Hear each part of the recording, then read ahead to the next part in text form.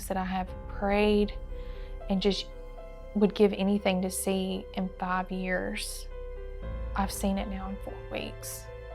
By day 2 of life, Luke started to go into a coma. The first 6 months of Luke's life were very traumatic, to say the least. He was in the hospital every week. We would get out for a couple days and be back. His pneumonia was just never really managed. For 6 months, he stayed at a brain damaging level. Every time I would see a doctor, they just pick one diagnosis to fixate on.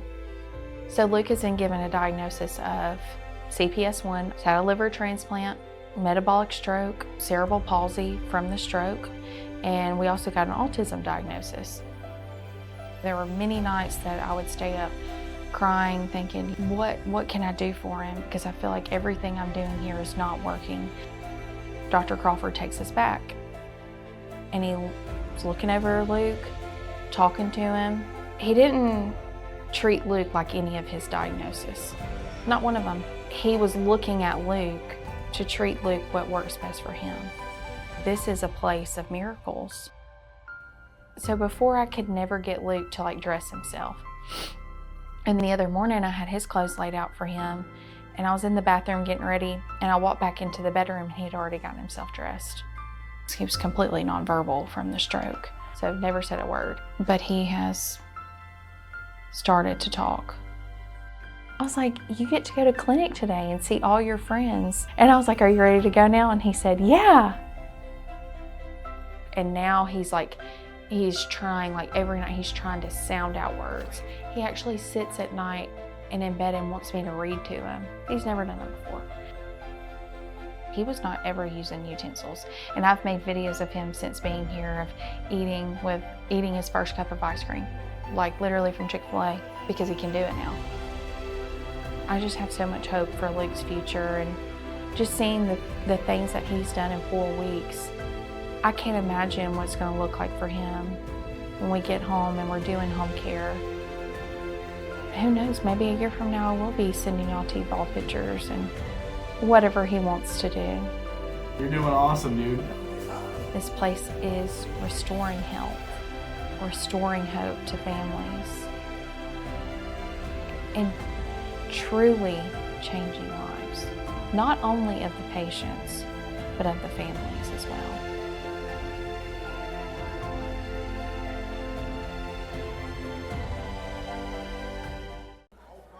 Okay, well, I appreciate everyone for coming. I know I see a few people are kind of trickling in. That's totally fine.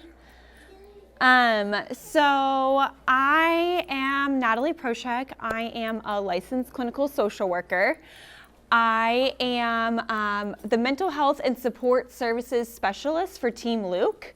I actually am based out of Atlanta, Georgia. And I had previously worked for a nonprofit in Atlanta for many years. We do a continuum of care out there, working for in-home services to day program services to residential treatment level where the kids live on campus. And I am intensively trained in TheraPlay, which is an attachment-based play therapy. During lunch today, I'll actually be doing an interactive family play session upstairs to bring the whole family to, if you'd like to see a little bit more of that. I am trained in dialectical behavior therapy and then radically open DBT as well. And last year, I actually attended this conference. So when I was working for the nonprofit in Atlanta, I had quit my own job to start my own private practice out that way. I was pregnant with my second born at that time, and I knew he had a cardiac defect in utero, so he was born with 2 holes in his heart. They just kind of told me, hey, he's gonna be born, he'll go home at 6 months, we'll bring him back and complete his heart surgery, and he'll kind of move on without any adverse side effects.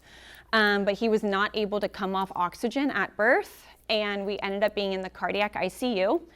And then at 2.5 months old, they attempted to extubate him one day. He did not breathe and went into cardiac arrest for an hour. and suffered a severe brain injury. They were unable to bag him. He ended up going on ECMO life support and now has developed, he is on a feeding tube, oxygen, PRN, epilepsy, the whole 9 yards. And last year, I attended this conference as a parent, and I felt so moved by it. I walked up to Ruby and Rhonda and Tim, and I was just like, I want to help you guys. What can I do? And a couple months later, Tim was out in Atlanta. We connected, and they were like, we want to bring you on as a social worker for us to help out Ruby.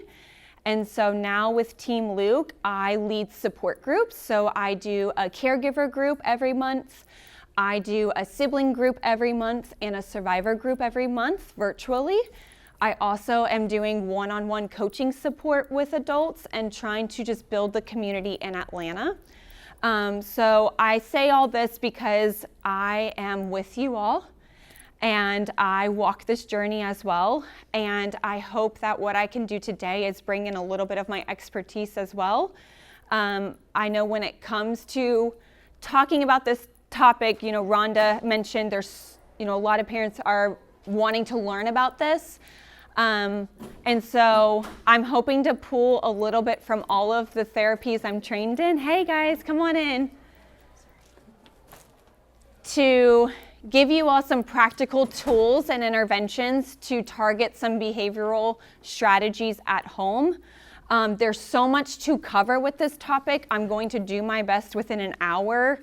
And hopefully, guys, please do the survey, because if there are specific things, possibly we can build upon this and do further virtual discussions a little bit more. I would love to support in any way. So to start, if anyone feels comfortable, I would like to hear some of like the behaviors that maybe you guys see at home in the community that are coming up for you guys that I'm going to try to then pull to give some practical strategies when I go to that part of this presentation. And so does anyone feel comfortable and safe enough to share maybe some of the things you might be experiencing right now? Yes. Sure. We can share. So our little man had a drowning a little bit over a year ago now. He is in a phase where he's kind of aggressive. He has a baby sister that's 2 years old. So whenever he wants to, he wants everything that she has, right? Like your typical. So his go-to is, and he lunges for her all the time. And tries to bite. Right away. No matter how many times we try to like just give him something different or just try to like pacify the situation. Yep. Like he's just very aggressive. Okay. And I will say aggression, I think, is one that I know just from talking to other parents, that's one I hear a lot about. So I'll try to hone in on some strategies for that. Thanks for sharing. Anyone else? Yes. So extreme aggression as well, but also when I hear community, if we're out and about and like another little kid at the playground says hello to me, like extreme jealousy to the point where she'll like start saying things to the other kid or hitting me. Okay. All right. So that public behavior too that we're seeing interpersonally. Yes. Well, I have my grandson that was in a very bad accident last year. He had to have part of his brain cut. He's 15 right now, but he has like anything can trigger him and he'll have like these really screaming outbursts. Okay. All right. And then did you have your hand up too? Yeah. This one's for, it happens with him too, but I have it a lot. I think my TBI kiddo does it more because he sees his older sister do it, but she's a kid that's had a lot of medical things too, and learning about what exactly brain injuries are. She definitely got one with her medical history. Hers is, she's almost 12. So those puberty ages, but if it happens at home too, but in public, it'll like extravate. If you tell her no on something, where's the 12-year-old? I have a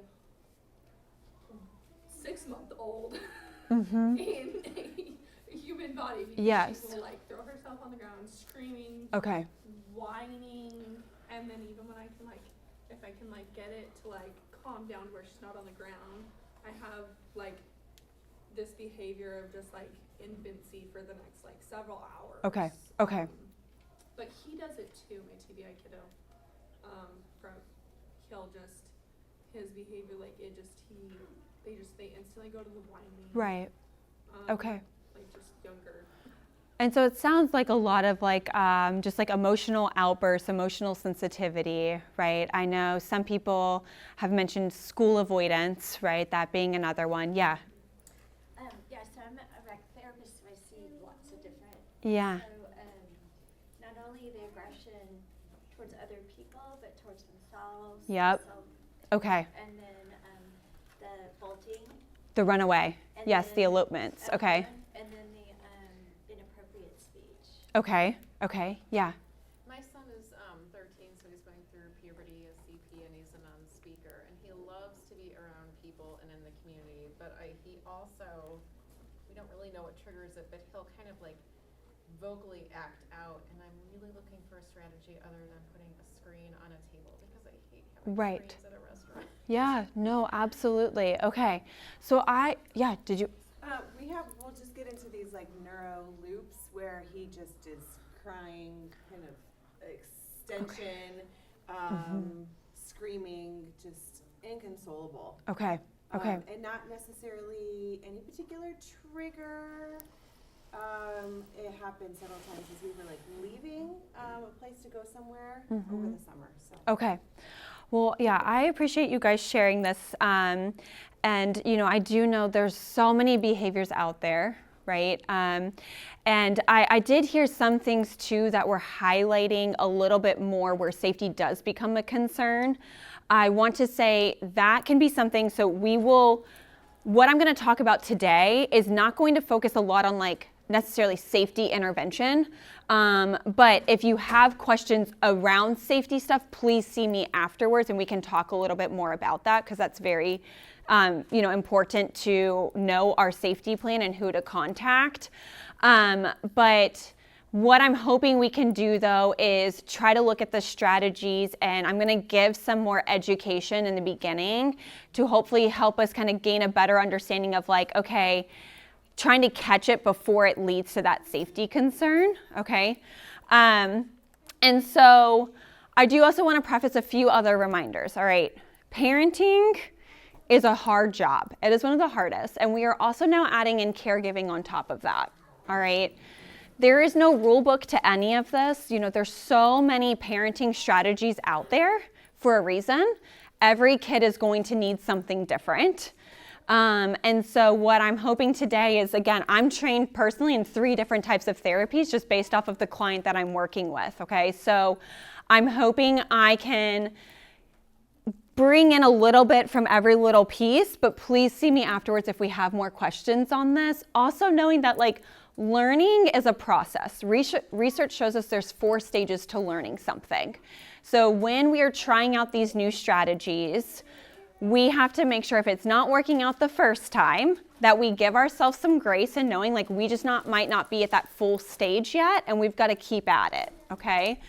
And our goal here is to not stop emotions from happening.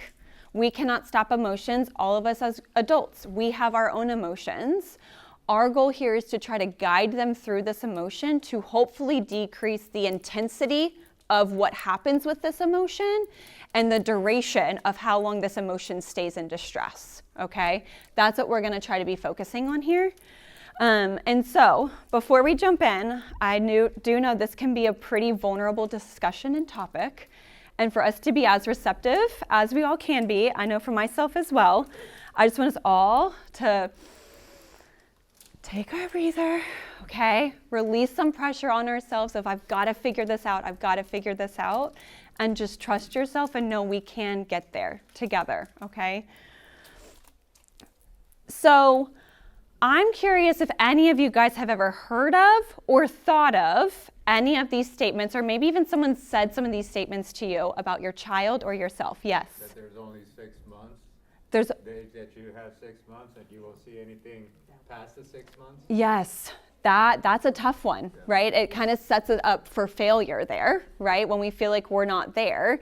And that really brings into kind of like some of the strategies that then some of these thoughts that might start to come up for us when we're not seeing that success in 6 months, right? So sometimes there's this idea too of like, he's a bad kid or I'm a bad parent, right? We're not making any growth. Or maybe she's disrespectful, I'm awful, I don't know how to help them. He's disruptive, I have no control in this situation. She's too sensitive, I can never say the right thing, right? Or again, like someone's telling me like, well, you have 6 months, figure it out, here we go. It puts in this labeling, it puts in this judgment into a situation, and it leads us to feeling stuck. And for kids especially, if we start to fall into these judgment traps, what we start to see is it impacts what we call their internal working model. And they start to develop this self-fulfilling prophecy of like, well, I'm just disruptive, so here I am doing it all the time now, right? And it starts to become a part of them. And then what we do know is it can be shaped a lot though by their environment around them. And so that's why us kind of being mindful of how we're talking them through their distress is so important. And so if anything, I hope when you guys leave here, you guys can try to remember this dialectic, okay? We are doing the best we can in every situation, just like your child, based off of my skills and knowledge I have, maybe even just like my situation, or maybe I'm getting elicited a trauma response. I'm doing the best I can to respond to them in this moment. And at the same time, we are here to keep learning, right? That's why we're here. But if we can shift into this dialectic when challenges come up, it's gonna help us be able to move towards change and hold some self-compassion for ourselves and our child. Now, behind everything we're gonna talk about today, it's going to focus on the power of connection. What we know is every kid needs emotional and physical safety. And that is built through our connection with our caregivers and the people supporting us, okay? And we can help build connection by consistency, repair, and modeling, okay? So these are the 3 things we're trying to look at here when we're trying to help them improve their behaviors. And what we do know too is that your connection can grow. So if in this moment you're kind of feeling and noticing like, I don't really know how connected I truly am to my child, we can improve that through these 3 things here, okay?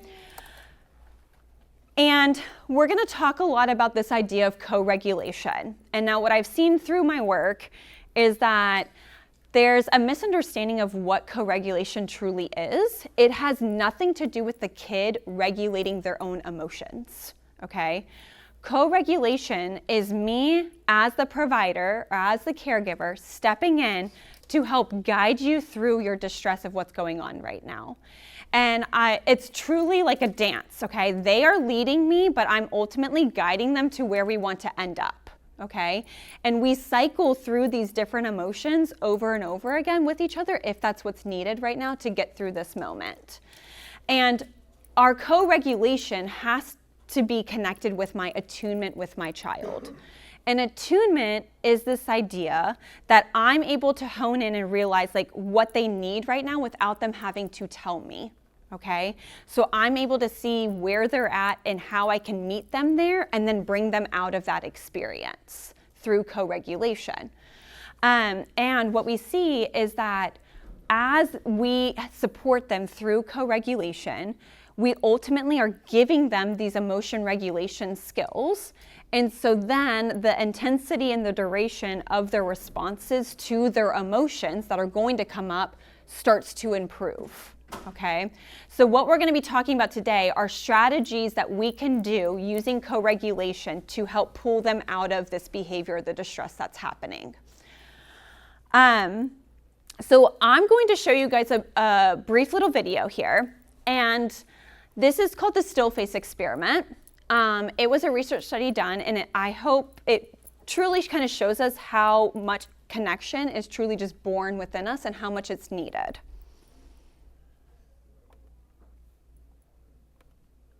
I probably should have checked volume on this.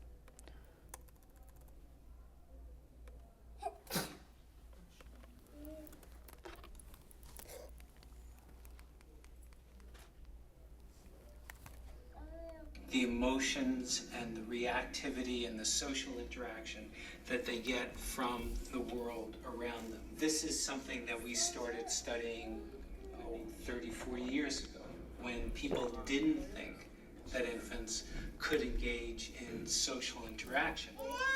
And the still face experiment what the mother did was she sits down and she's playing with her baby who's about a year of age. I like a girl. Oh. And she gives a greeting to the baby gives a greeting back to her. Yeah. This baby starts pointing at different places in the world, and the mother's trying to engage her and play with her. They're working to coordinate their emotions and their intentions, what they want to do in the world. And that's really what the baby is used to. And then we ask the mother to not respond to the baby. The baby very quickly picks up on this, and then she uses all of her abilities to try and get the mother back. She smiles at the mother. She points because she's used to the mother looking where she points. The baby puts both hands up in front of her and says, "What's happening here?" She makes that screechy sound at the mother, like, "Come on, why aren't we doing this?" Even in this 2 minutes, when they don't get the normal reaction, they react with negative emotions. They turn away. They feel the stress of it. They actually may lose control of their posture because of the stress that they're experiencing. Okay.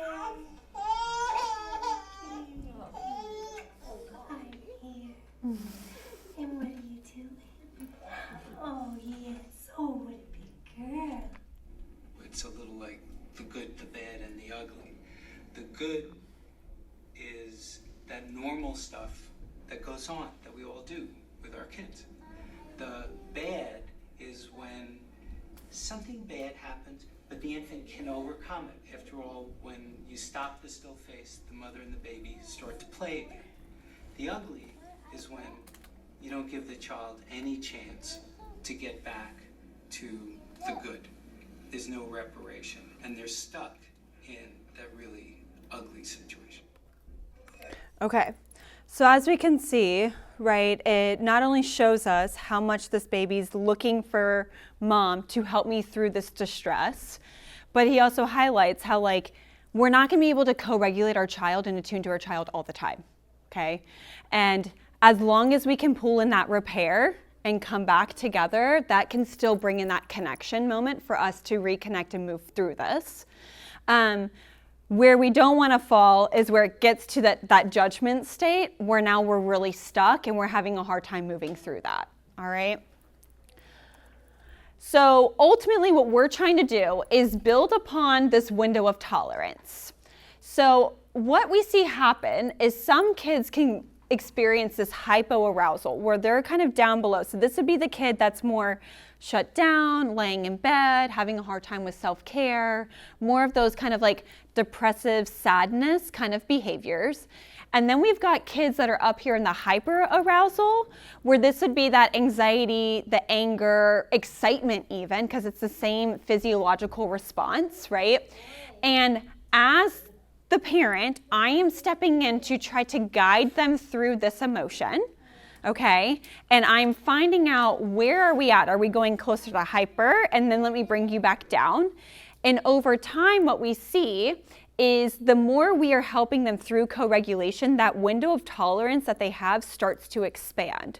So if they are then cued with this experience, let's just say, right, I see mom talking to someone at the park, right, that's not me.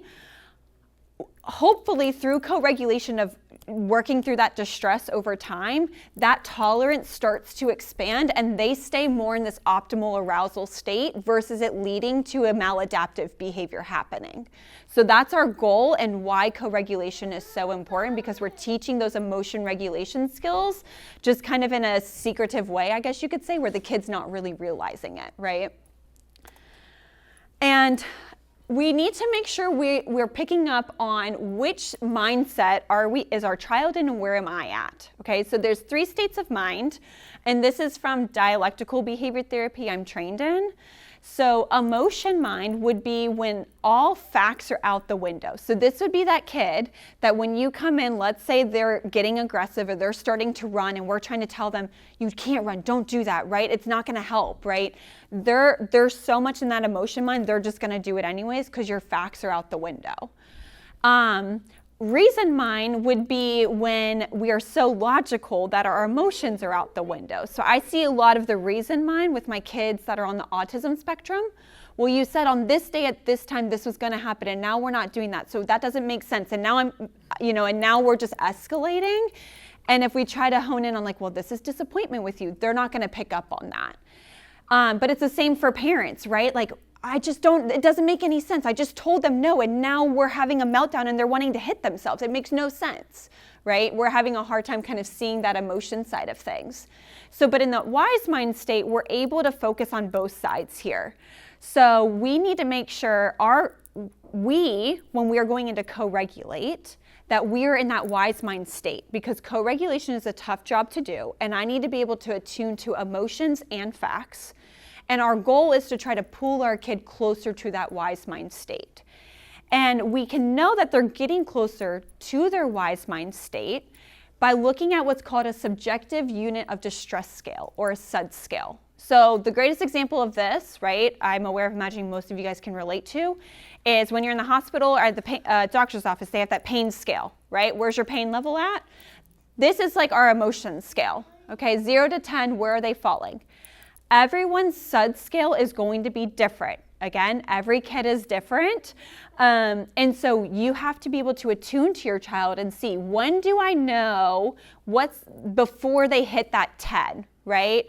Picking up on where their cues are at of where they're at on that scale.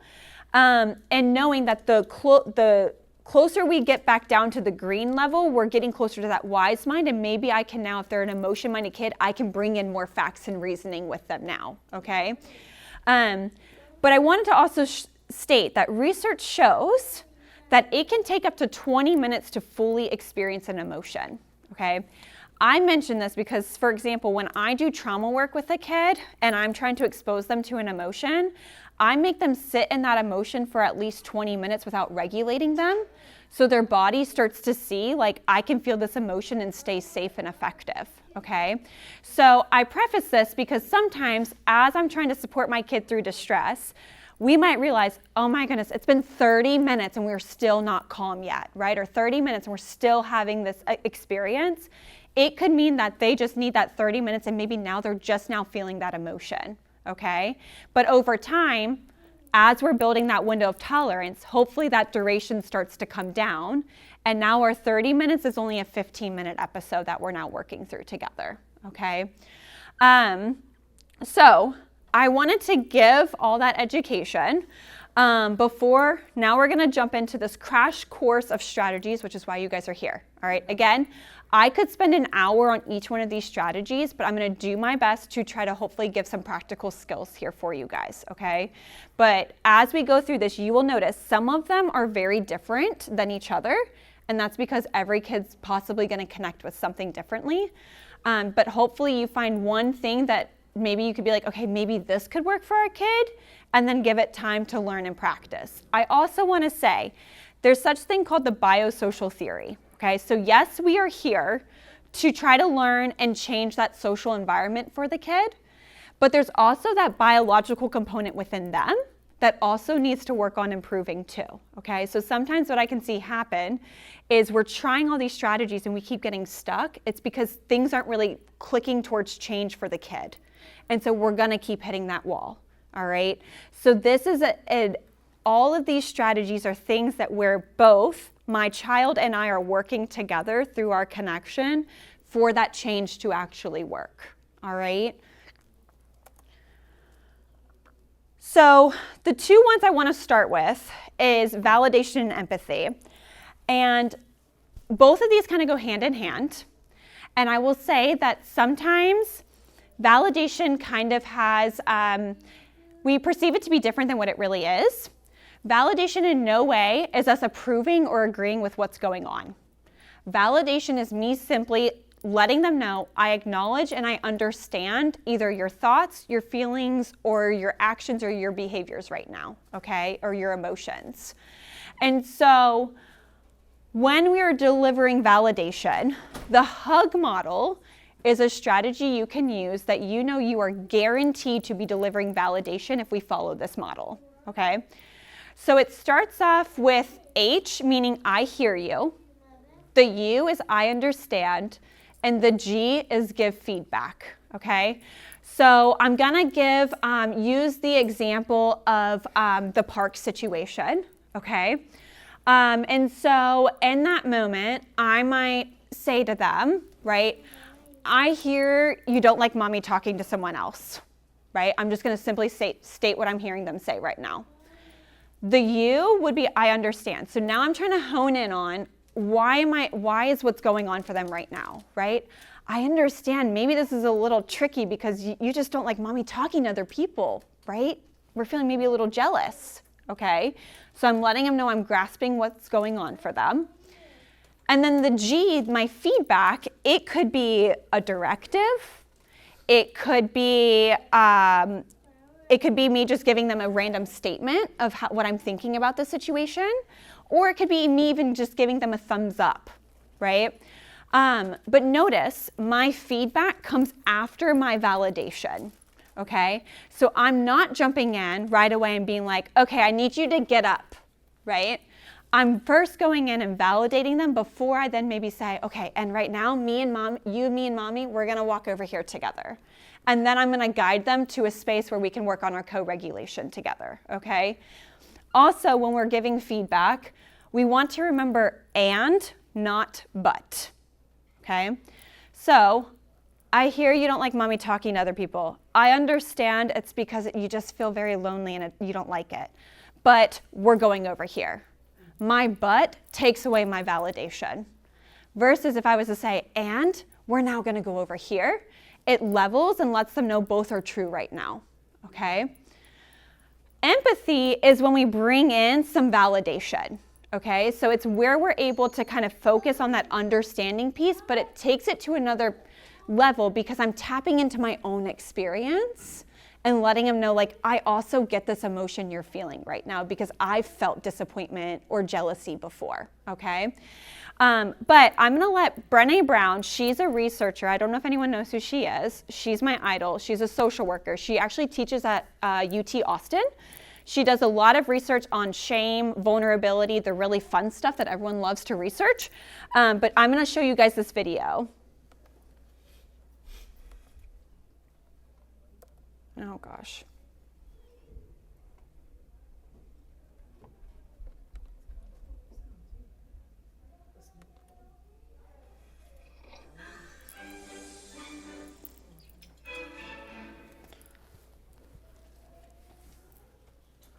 So what is empathy, and why is it very different than sympathy? Empathy fuels connection. Sympathy drives disconnection. Empathy, it's very interesting. Teresa Wiseman is a nursing scholar who studied professions, very diverse professions where empathy is relevant, and came up with 4 qualities of empathy. Perspective taking, the ability to take the perspective of another person or recognize their perspective as their truth. Staying out of judgment, not easy when you enjoy it as much as most of us do. Recognizing emotion in other people and then communicating that. Empathy is feeling with people. And to me, I always think of empathy as this kind of sacred space when someone's kind of in a deep hole and they shout out from the bottom and they say, I'm stuck, it's dark, I'm overwhelmed. And then we look and we say, hey, climb down. I know what it's like down here, and you're not alone. Sympathy is, ooh, it's bad, no, you want a sandwich? Empathy is a choice, and it's a vulnerable choice, because in order to connect with you, I have to connect with something in myself that knows that feeling. Rarely, if ever, does an empathic response begin with at least. had it, yeah. And we do it all the time. Because you know what? Someone just shared something with us that's incredibly painful, and we're trying to silver lining it. I don't think that's a verb, but I'm using it as one. We're trying to put the silver lining around it. So I had a miscarriage. At least you know you can get pregnant. I think my marriage is falling apart. At least you have a marriage. John's getting kicked out of school. At least Sarah is an A student. But one of the things we do sometimes in the face of very difficult conversations is we try to make things better. If I share something with you that's very difficult, I'd rather you say, I don't even know what to say right now, I'm just so glad you told me. Because the truth is, rarely can a response make something better. What makes something better is connection. Okay, so when we are talking about co-regulation, this is why it can be so difficult sometimes, is we are having to just be like, I'm here with you, kid, okay? And where our own ability to make sure we can stay in that wise mind and regulate our own selves is so important going through this, okay? And notice that empathy brings in that connection, which is what we are trying to do here to support our kids.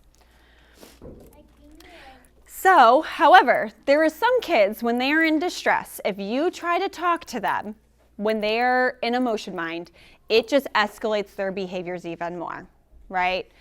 They start screaming, yelling, kicking even more. So that is then when we know that maybe if I am attuning to them, I know my silent presence is what's needed. They just need that quiet space to get through this emotion right now until I can engage.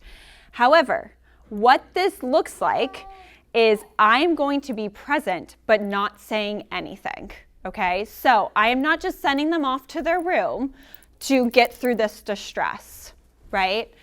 I might be sitting there maintaining the safety and remaining either in the room or outside of that room and giving them nonverbal cues that I'm still listening to everything that they're going through, right?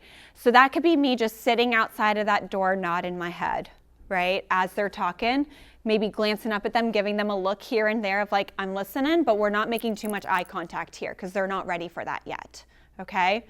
And then I'm also though sitting there and doing that modeling piece for them. So I am completing my own regulation because let's be real, I know for myself, if I'm sitting there when a tantrum is happening with my own kids, it's a lot. And so I might be sitting there drinking my water, you know, kind of like taking my breaths, maybe doing some taps and still looking at them like, I'm here, I'm ready, okay? And so giving them that silent presence, but letting them know you're not going through this by yourself. I'm still sitting right here with you, okay? Then once we see that, okay, now they're at a space for me to engage because there's been some silence from them, that's maybe my cue that now they're ready, I can now step in with some different types of strategies. So one way we can do this is using our senses to help regulate their body. All right, so by doing this, we are shifting that physiological experience with them from what they're currently going through. So vision could be a way of playing a game of I Spy or finding a category of something around the room, right? So what this might look like is I come into the room once they're ready for me, okay? And I might sit there and be like, I see 5 purple things in your bedroom. How many can you find, right? And now I'm shifting their focus to looking at things going on around them. Or if we're maybe at school, right? They could be sitting there and be like, I see 5 or 6 posters on the wall. How many square posters can you find on the wall around us? Okay, so we're shifting it to focusing on something different. Touch is where we primarily want to focus on cold sensations. And we want to ideally get to either the neck, the back of the neck, or the face, or specifically around the eyes if possible, okay? Now, we're not gonna go in when they're screaming at me and just slap a cold rag on their face, okay? But we might find strategies to build that up. So I might grab this cold rag myself and start to squeeze it and be like, oh my goodness, this is so cold, okay? How cold do you think it is? And then they get the cold, right? And even if they're angry, right? It's like, squeeze it as hard as you, how cold is that, right? Squeeze it. And then I might tell them to now put it on your wrist. Was it colder in your hands or on your wrist? ooh, what about the wrist compared to your neck? Now I've hit their neck, which is where I'm trying to go. Okay? And so I'm building up that sensation of cold and getting to where I want it to go. We also can do taste, and this would be where you want it to be more of like a strong taste or a temperature versus soothing. So I'm not necessarily focusing on like chocolate here. I'm more so focusing on like maybe I have some parents that carry around like Fireball, the cinnamon candies. We talk about toxic waste, which is similar to like a warhead, I guess you could say, but we find it more effective because the sourness is longer. Or it could even be like cold chewing ice. And as I'm doing this, I have to see, are they at a point where I can just give it to them, or do I need a model first and then try to get them to engage with me? So I might eat that Fireball and be like, oh my goodness, I'm about to make a face. Let's see, can you do it without making a face before mommy does it, right? And I might try to cue them in that way. Or if we're doing something in our, like cold in our mouth, I might be like, okay, wow, it's really cold on the right side of my cheek. If we switch it to the left side, is it cold over there? And notice, I'm talking them through this experience, because if I don't bring in that mindfulness component, it's going to be ineffective. Because I could eat a Fireball and still sit here and keep running away from you and doing my elopement, right? So I need this person to sit with me and talk me through what I'm supposed to be focusing on with this sensation we're trying to create, okay? Scent. This is one that can be a little bit more tricky, but I find it really helps with bringing in humor, particularly for like my younger kids. And so if we are out in public, I might be like, okay, wait, I feel like my detergent smells different. Like, do you notice that scent? Is it a little different than usual? It's not citrus. What could this scent be? Or if we want to bring in more humor, I might be like, is that Dad we smell? Like, oh man, right? Let's go see if we can find him. And we're like sniffing out, to find our dad in that way. And then lastly, when we bring in hearing, we're trying to pick up sounds in the environment around us. So I know the car, which, enclosed space here, dysregulation happens. It can be very overwhelming. But I might put music on. Who can be the first to name the song in the car? Let's go, right? And I put the song on and everyone's trying to name the song first. And now we're using hearing as our skill here. If they're not willing to play with me or do this activity again, because I'm attuning to them, that's why it's so important we can pick up where they're at. I might do it myself or see if like sister, brother, or caregiver, whoever else wants to participate in this activity too. And then as I start to see that, oh wait, I know the song, right? They might be cueing like, oh, I know it. You know it, bud? Okay, tell me, what is it? What is it? And now they're involved in this regulation strategy with us too, okay? It could even be if we're out at the park, right? Oh, wait, I think I hear 3 kids running by. How many kids do you hear running by right now? And we're paying attention to that sound going on around us in that environment, okay? Another one is just getting our body moving in general. So with this, we are doing what's called bottom to top thinking. So we are shifting our body to ultimately change our brain. So a lot of times, therapies work on top down. Let's talk ourselves through out of our distress. But if we can shift our body into that opposite emotion, it could then kind of tricks our brain into being like, oh, I feel safer right now because my body's doing the opposite of what I want it to do. So for example, if I've got a kid who's maybe stuck in hypoarousal, I know I need to get them moving more, hyperarousal. So if they're laying in bed and having a hard time moving to get to school, I might go lay next to them and be like, hey, can you match me? And we're kind of tapping our hands together. Okay, great. What about your legs? And now we've got even more movement going on in my body. And then I might be like, okay, now can you stand up and actually do both? Right? And now we're kind of doing both and my whole body's moving. And now I might try to move forward and be like, okay, now let's walk downstairs and get a cup of water together. And now I've completely shifted their body experience. So we are slowly transitioning their body to where we want them to go. If they're hyper, I would meet them big, and then I'm going to try to bring them down small. So if we've got aggression going on, right, I might come in and give them this activity we're going to do that's big, that safety is not a concern. So if they're throwing things, I might pick up things, right, and we're kind of throwing things to a specific target together. And then I might be like, hey, can you do it sitting down, right? And now we're sitting down and doing it. hey, now can you lay down and just throw it up and catch the item, right? So now their movement is a lot smaller than what it was before. Supportive touch, this is one of the most effective strategies we can do, but we have to be very careful with it, okay? There's a lot of research behind touch that it actually increases our oxytocin in our brain, which is what moms get at childbirth to form connection. And it also increases endorphins, which lowers our stress response. But this touch is going to be very firm, supportive, and safe. So I do not want you touching if they are not willing to receive touch. And my touch would be more so like squeezing or just firm presses on their body.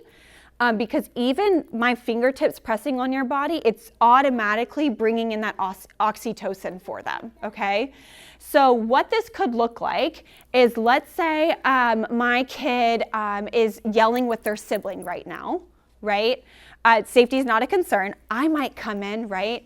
And my hand just kind of sits on their back as I'm talking to them of what's about to happen next, right? Versus me just kind of coming in and talking to them, I bring in that touch to talk to them. If we've gotten to a point where we are playing like I Spy together, right, and they got it right, my hand's simply leaning in and going, that's so right, right, and putting my hands on their laps as I congratulate them of you got that, you found the item. That little touch right there is important. And I might keep it there if they're not paying, like not realizing it, as we keep playing our game of I Spy and moving through kind of touching them in firm spots throughout it, okay? So just finding ways as you're doing some of our regulation strategies to bring in touch would be the most effective way to help bring their body to where we need to. And then we also can go into play, which I'm aware of imagining can sometimes be more challenging for us because one, if I'm in distress, it's hard for me to want to play. That's completing an opposite emotion or experience within me. But even for my kids that are teenagers, play is a great strategy to connect, okay? So going back to that aggression experience, or let's, actually I'm gonna do the elopement experience, right?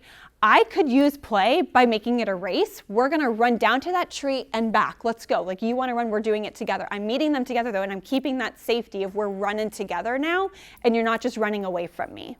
Okay, if it's play as in like they're maybe having a fit where we're, you know, throwing things around the room, I might find a way to make a 3-point challenge out of it.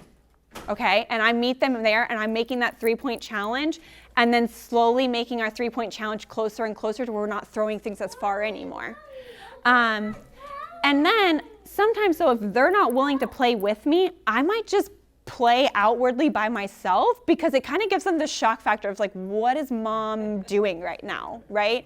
So for example, if let's say my play could even simply just be like an I Spy game, right? Or just like bringing objects around the room. I could be like, wait, I only see 5 pictures in our living. I swear we had 7 pictures hanging up. What is going on, right? And then the kids kind of looking at me like, what are they talking about? And then maybe if dad's around, dad might step in, wait, no, but mom, I see 6. Where did the other one go? And we're outwardly talking about this to where then I'm picking up on their cues of when they want to engage with us. Oh, wait, you told me you see 7? Show us where the 7 are, please. We don't see it, right? So it gives them this desire to also take in leadership, but it's leadership with my guidance, right? So actually we are in control, but it gives them this sense of independence too. And maybe as I'm doing it, I bring in touch too, and like they're walking me around the room and I'm holding their hand as we're looking for the items, right? You're right, there's one there, one there, one there, okay? And lastly, there's this idea of pining, which this is a strategy we would use when they are closer to a wise mind state because it's all verbal, okay? It's all verbal, so we know that they have to be able to be receptive to hear me out here. And it's a very short little script that we say, but we are focusing on what the behavior we want them to do, why they would want to do it, and why we want them to do it, okay? So I'm not just coming in and being like, I need you to stand up, right? Stop crying.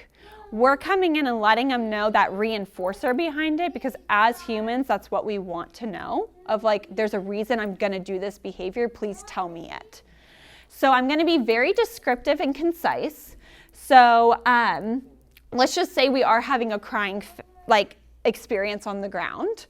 I might say to them, okay, in this moment, right, we're going to go ahead and try to get to a point where we can sit up together at the dinner table, right? We're telling them exactly where we want to be and get there, why they want to do it. I know you want to do it because you know when we finish dinner, that's when we get our dessert, and you love dessert, right? And third, I want you to do this, right? And I want you to do this because I love giving you the dessert and picking out which one we get to have today. Is it going to be ice cream or cake? I don't know. Let's maybe see what happens, right? So I'm telling them that 3 thing and leaving it at that. I'm not lecturing. I'm not going on and on about the experience. I'm just keeping it very concise, okay? And again, I would do this when I start to see that they're actually at a point where I can attend to them and they will hear what I'm saying. So if someone is in a serious meltdown, I'm not coming into pine because it's not going to work, okay? So these would be strategies for things you could do in the moment, all right? Now, I was hoping to get to things for outside of the moment because that's just as important. With time, we're not able to, but if you have questions on that, let me know, because I think outside of the moment, I like to kind of look at it as like watering your garden, okay?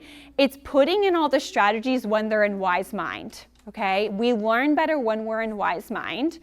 And so if we're able to come back and debrief, if we can go through what's called coping ahead, if we're able to bring in the use of reinforcement, these would be things that would help us attend to the garden a little bit more and really help them shape that behavior outside of the moment.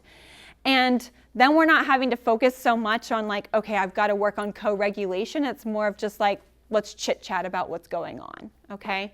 But I know I went through a lot today. I know there's so much with this topic. I do hope, though, that there was one kind of strategy that was a little bit different that you guys feel like you can take away. But if anyone has any questions, feel free to chat with me afterwards. I will open up for questions if you guys have any. And I do also want to mention that at Lunch and Learn, we will be doing a TheraPlay session, which it will be an interactive play therapy that's formed on attachment base. So it would be using some of these strategies and teaching a little bit of co-regulation. Kids come, everyone in the family can come, and I'm going to be doing some practical practice of this stuff for you guys to take away. But if anyone has any questions, I think we've got roughly 5 minutes left, and I appreciate you guys for coming.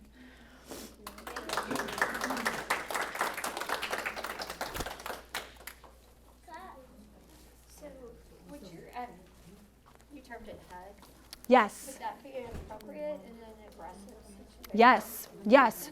So again, we know aggression, we don't agree with that behavior, right? We know we need to shape that behavior. But what I might say in that moment is, I hear you're so upset, and I understand you want to hit me right now. And I'm going to keep us both safe, and we're going to do this instead, right? So I can still give them that validation of that with using that hug model, and then maybe my feedback is a redirection to something different. Does that make sense? Yeah, yeah. What is your take on like rewards for, let's say, going to school? Because Yes. at a certain point when we tried that, like she wanted bigger and more and more. Right. And so that's where, every kid's going to kind of respond a little bit different. But rewards, I will say, if I'm ever looking at doing that use of reinforcement, shifting rewards often we seem to be most effective. And it's a collaboration. So I'm not going to sit there and determine what the rewards are going to be. And I like to talk to them about like, okay, what are things that like I could give you, and what are things that like we could do together? What's some that cost money, that don't cost money, right? And I maybe help them brainstorm what that could be.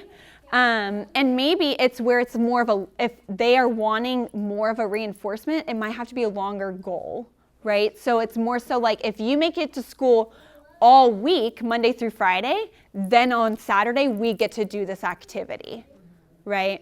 Yeah, so we were doing that, and eventually, like, I don't know if this is like a neurotype of autism, where it's like more PDA, pathological demand she just burnt out, and she was like, there's nothing you can give me or do for me. I'm just not going to school.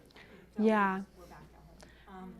Yeah. So I don't know if like you have any strategies for that specific like type of presentation where it's just like, because we were doing all the things where it was like, okay, after 3 days now, after a week now, and then, you know, trying to build up and trying to make it like more reinforcing for her, but she just like at a certain point she just said no. Yeah, and this is where sometimes it can get hard, right? Is like that biosocial theory kind of kicks in here. But I think that sometimes it also could just be like, maybe then our goals kind of decrease, right? Of like, can you go for 2 hours? And then we collaborate with the school, which I've done before. And at that 2-hour mark, they go to the counselor comes and sees them and gives them something in that situation there, right? So it's more so instead of having to do a full day, we'd kind of do more short-term and more frequent things. And sometimes also then we have to maybe also pull at like, what's the real challenge here, right? Because for some of my kids, they're like, it doesn't matter what it is. And that's mainly, I've seen it where, okay, this kid is just really depressed. And we've got to work on those depressive episodes to help them get to that goal first, right? And so then it might be like, again, kind of, that's where my attunement piece kind of comes in, and realize it's not really about them not wanting reinforcement, but maybe it's more about like their emotional well-being. And I've got to just help them maybe just target like taking care of themselves, because that will help, to then ultimately maybe want to then go out in public and do things. Okay, so doing something along those lines. Yeah. If no one else, I have another question. Yeah. Oh, okay. She has Oh, she was giving me a 5-minute warning. got it. Yeah. What is your take on ABA, and if there are any strategies that like we can give the tech to make it more effective? Because we've been at it for years now, and we're not Yeah. really seeing improvement in behavior. I'm going to try to speak on this question in a non-judgmental state. And I'm an ABA person, so I'll No, but more so from the lines of, like, if you are noticing it's not working, we've got to speak up or try something different, right?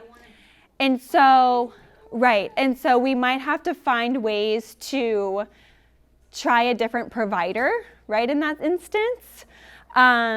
And sometimes just focusing on reinforcement is not effective. And so I would highly recommend trying to see what other maybe providers are out there, and I don't know. But talking to them openly about where you're at with this, of like, I'm feeling very stuck, could maybe be helpful. Yeah. Question? Our son fixates, so it's Yes. like you vacuum or I'm gonna lose it. Yes. I want to watch a different video or you guys are gonna be sorry. Yeah. It's very much an emotion. The rigidity. Yes. He just gets stuck and he fixates, and it's like nothing else in the world matters. This is what I want, and my natural inclination is just to kind of trying to create some balance with. He's so emotional, so I do hug, right? Like, Yeah. I hear you, I understand, like, but we need to do something else right now. Yeah. But in that frame of mind, like, he's not hearing He's a word stuck. I say. He wants this thing. Mm-hmm. I'm asked. I'd love to I know. I will say I work with a lot of kids like that. Some of my favorite to work with, but also some of my trickiest to work with, right? And as parents, it's some of the hardest to navigate. I think sometimes in those kinds of instances, the validation, talking them through it, reasoning with them, like, but vacuuming just it's not gonna work. And that might then be where we're just gonna have to kind of like pull in some distraction to kind of focus on something different, so then I can get my task done, right, without telling him it. And ultimately then we're helping him build some more flexibility outside of the moment too would be, I think, a lot of like the after effects of what we would see happen. But so I might do something along the lines of like, in that moment, he's so focused, right? He's tense, he's stuck. We got to get his body moving to feeling more relaxed, right? So I might come in and just sit with him and like in this moment and be like, hey, all right, we're going to pause for a second. Dad's not vacuuming right now. Come with me to go get a drink of water, right? I'm going to take him to go get a drink of water, right? And then he might start to be more receptive because actually there's something called the social safety system, and by drinking water, it actually activates your safety system. So his threat level of you not doing what he wants you to do will go down. And so if we can just get him up and moving to walk with me for a minute, instead of just sitting down and talking about it when he's in this position, we tend to see more effectiveness that way. So I would maybe take him to go get a sip of water, drink water with him, and then in that moment be like, all right, I know you don't want me to vacuum. What are you gonna do right now, right? Do you wanna go play video games, right? Or do you wanna go read a book with mom? And then dad's gonna go off and do what I've gotta do too, right? So focusing more on moving him versus just talking to him. Is there any sort of strategy just on trying like a delay, like letting him cry it out? Yes.